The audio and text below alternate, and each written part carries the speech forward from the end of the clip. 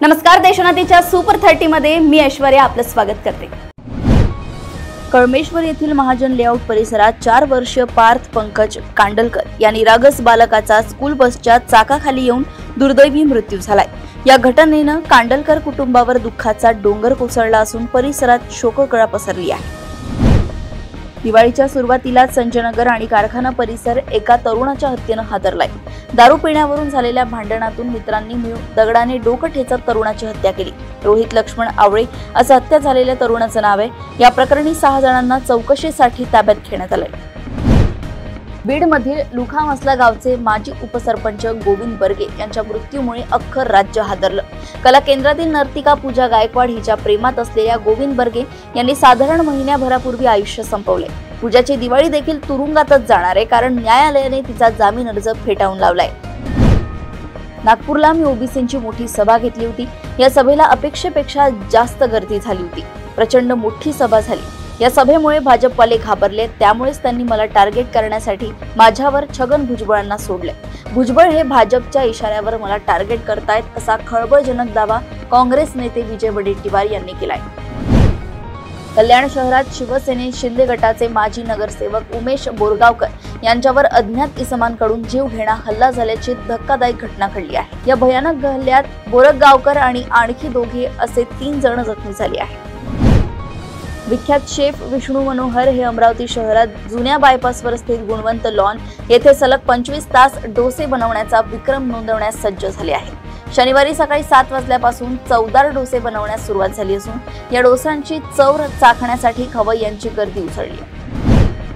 कर्मचाऱ्यांची कमतरता आणि कामाचा ताण पाहता मुंबई उच्च न्यायालयाच्या कामकाजासाठी राज्य सरकारनं 2228 नवी पदे मंजूर केल्याची माहिती सरकारी वकिलांनी मुंबई उच्च न्यायालयाला दिली आहे।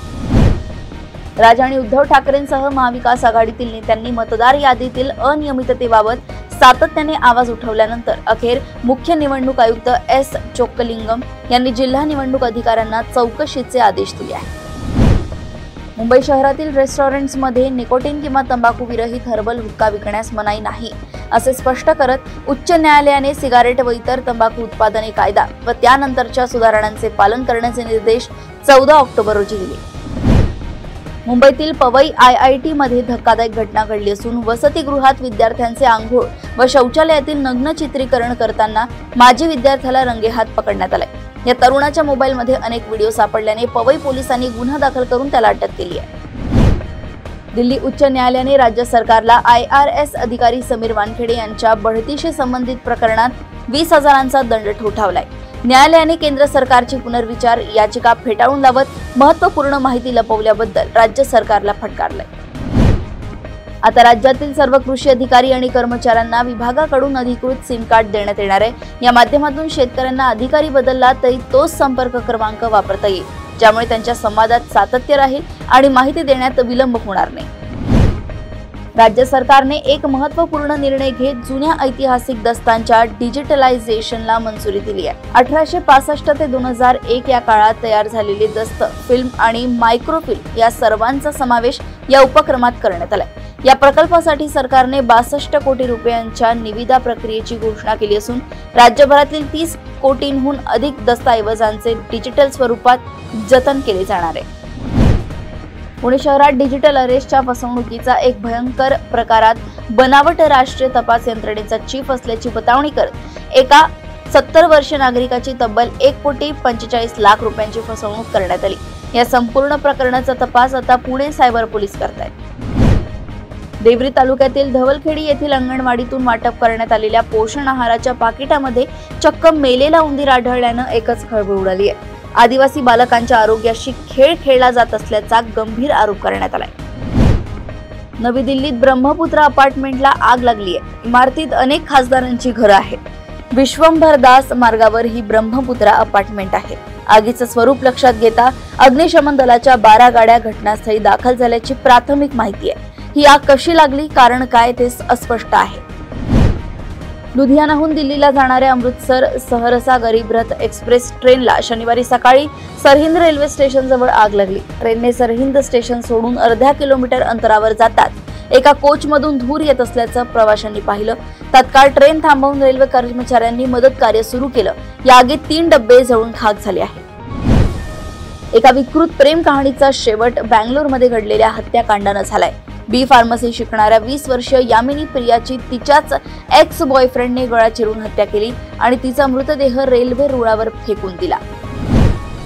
गुजरातमध्ये नव्या मंत्रिमंडळाने शपथ घेतली असून त्यामध्ये जाती आणि प्रदेश नेतृत्वाचे संतुलन साधण्याचा प्रयत्न केल्याचं चित्र दिसतंय. नव्या मंत्रिमंडळात एकूण 25 मंत्र्यांचा समावेश असून त्यापैकी 6 चेहरे हे जुनेच आहेत. हर्ष संघवी यांनी गुजरातचे नवे उपमुख्यमंत्री म्हणून शपथ घेतली.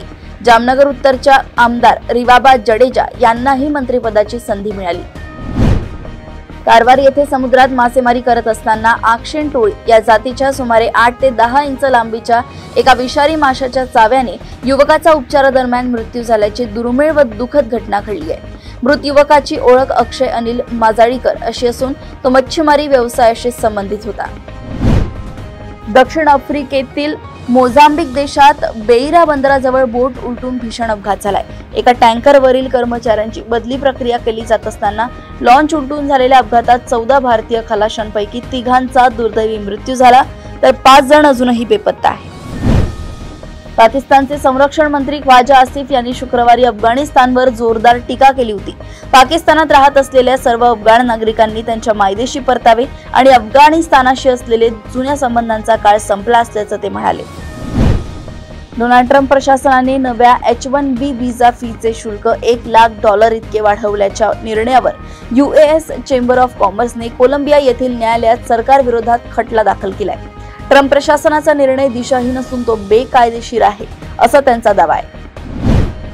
राज्यातील सर्व फार्मसी महाविद्यालयांवरील प्रवेशबंदी अखेर उठवण्यात आली आहे. भारतीय फार्मसी परिषदेने घातलेल्या या बंदीबाबत महाविद्यालयांनी दाखल केलेल्या याचिकांवर सुनावणी करत मुंबई उच्च न्यायालयाच्या औरंगाबाद खंडपीठाने प्रवेशबंदी उठवल्याचे आदेश दिले. त्यामुळे 3ऱ्या फेरीतील प्रवेशासाठी या महाविद्यालयांचा मार्ग मोकळा झालाय.